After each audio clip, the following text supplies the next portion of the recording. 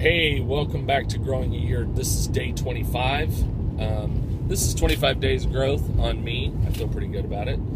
It's not looking too bad. This is actually the second day 25 video that I've made. I had one up this morning. It was only up for a few minutes, and in reviewing it, I decided that it was crap, and I took it down. It was about trying to find scientific data to support the common tips that are given to people on how to grow your beard. So I had gone on the internet looking for independent scientific studies which supported the idea that eucalyptus makes your beard grow, or amla oil, or biotin, or that all the stuff that you see in every article on beard growth. And I came to the conclusion that there are two kinds of tips out there. One of them is what I call the common sense tips, things that say like you should get enough rest and sleep, you should exercise, you should try to reduce your stress level, there should be enough protein in your diet. All of these things. Well, yeah, of course. Do those things work? Sure. I mean, do they make your beard grow faster? There's really not a lot of study on that, but the bottom line is anything that makes you healthier is likely to enhance your beard growth. And do you need me or someone else to tell you that? Not really. The second category was all of the additives and supplements. And this is, eucalyptus, biotin, amla oil, vitamin supplements, keratin, all this kind of stuff. Does that stuff work? Well, yes. There's some kind of scientific evidence behind each of those supplements.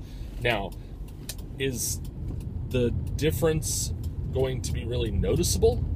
Is it worth the money and the time and the sort of pain in the buttness of adding these things to your daily routine? That's up to you. If you feel like it's helping you and it works for you, then great, go for it. But I decided that the video didn't really offer anything new. It didn't really offer any information that you couldn't find yourself just, getting busy on Google. So I pulled it down. If you got to see it, you're quick, because it was only up for a few minutes. I pulled it down, and I want to talk about what I think is the most important tip in growing your beard. And that is that this is not a race. Okay? Everybody wants their beard to get big and awesome as fast as possible.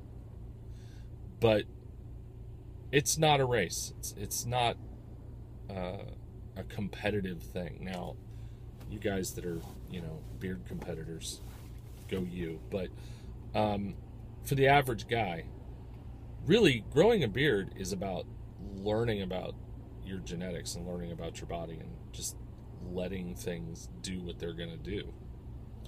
And so I think that the best way to get past the patchy phase, to get past the itchy phase, which I'm a little itchy right now, I got a little itchy spot right here, get past these phases is to make a deal with yourself. When you decide that you're going to grow your beard out, don't say, I'm going to let it grow out and see what happens. Because if you do that, you're going to get sick of it and shave it off because it itches or it doesn't look great. Okay? Instead, say, I'm going to grow my beard for this many days. Okay? A minimum time commitment.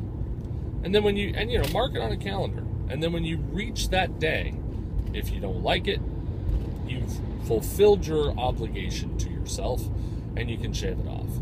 Now, a lot of guys will do no shave November, and at the end of the month, they'll have, a little bit of a beard. They'll have a week more than what I got right now. And, it's a good start. I don't think 1 month is long enough for most guys to be able to tell what their beard is actually going to do. So I advocate a longer time frame, minimum 4 months. Okay, 4 months of growth. At the end of a 4-month period, you'll have a very clear idea of what your beard's going to look like. You'll be able to see, color that it's going to have throughout. You'll be able to go to a barber and say, hey, what options do I have? And because you have a lot of volume and a lot of hair, they can actually give you choices about shaping the bottom or cutting it, down to a goatee or whatever. So make the commitment, 4 months minimum. Now, if you're someone who's grown your beard out before and you know what a big beard looks like on you, then make a longer commitment, 6 months or a year. In my case, I know what a big beard looks like on me, so I'm committed to the entire year 2017, I don't shave. And on December 31st, I can look in the mirror and say, yeah, this has got to go. Or I'm going to, cut it back to something smaller. Or I'm going to dye it purple. Or whatever. But any time that you look in the mirror and say to yourself, ugh, I don't like the way this looks. It's patchy. It's itchy. I look like a hobo. I look like I broke up with my girlfriend and I sleep in a car. Whenever that happens, you can say to yourself, okay, but I have this many days left on my obligation. I have this many days left on my contract. And most guys, if they make it to the end of that 4 months, they're going to look in the mirror and say, yeah, this looks pretty awesome. And they're going to keep it. Okay? So that's what I think is the most important beard tip. Have a plan. Have a goal. Make a deal with yourself. Don't cheat yourself out of the opportunity to see what your beard looks like by being wishy-washy about the concept. Okay? So, I'm not going to add music or edit this or anything. I'm just going to throw it up. And if you liked this video, if you find it informative, useful, inspiring, or irritating, whatever, don't forget to like, subscribe, and share with your friends. We'll see you next time.